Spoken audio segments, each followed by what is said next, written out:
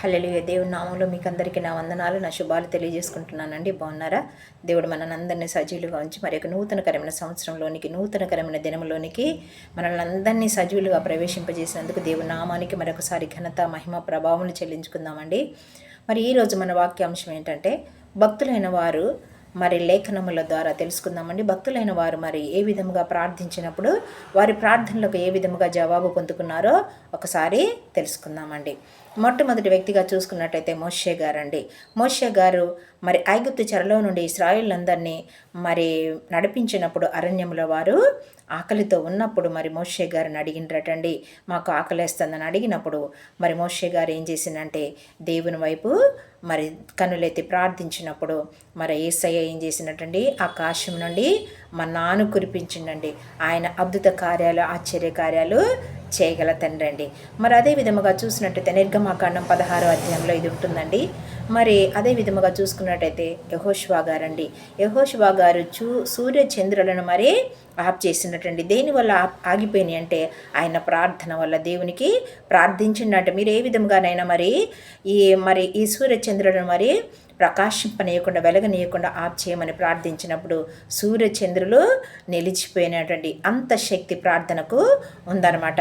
మరి అదే విధముగా చూసుకున్నట్టయితే పౌలు శీలను బంధించి చెరసాలలో వేసినప్పుడు వాళ్ళు ఏం చేసినట్టండి, పాటలతోటి ప్రార్థించినటండి. పాటలతోటి దేవుని మహిమపరిచి కీర్తించినప్పుడు మరి యేసయ్య వారికి సహాయం చేసి ఆ ప్రార్థనకి ఫలితంగా చెరసాల బ్రద్దలయ్యే విధముగా దేవుడు సహాయం చేసినండి. మరి ఏలియా గారు కూడా మన వంటి మనుషుడేనట్టండి, మన వంటి స్వభావం గల మనుషుడైనప్పటికీ కూడా మరి ఏలియా గారు అత్యాసక్తితో ప్రార్థించినప్పుడు మరి ఏం జరిగిందటండి, 3.5 సంవత్సరములు వర్షింపకుండా ఆగిపోయిందటండి. మరి వారు ప్రార్థించినప్పుడు వారు కూడా మనలాంటి మనుషులే కాబట్టి వారు ప్రార్థించినప్పుడు ఫలితాలను ఇచ్చిన దేవుడు మనము ప్రతి విషయంలో ప్రార్థించినప్పుడు, ప్రార్థనతో మన దినమును ప్రారంభించినప్పుడు దేవుడు తప్పకుండా గొప్ప కార్యాలు చేసే తండ్రి కాబట్టి మనము ప్రార్థనతో మన దినాన్ని ప్రారంభించాలండి. దేవుడి చిన్ని వాక్యాన్ని దీవించి ఆశీర్వదించునుగాక. మరి ఈ వాక్యాన్ని బట్టి చిన్న పాట అండి. యెహోవా నీ నామము ఎంతో బలమైనది, ఎంతో బలమైనది.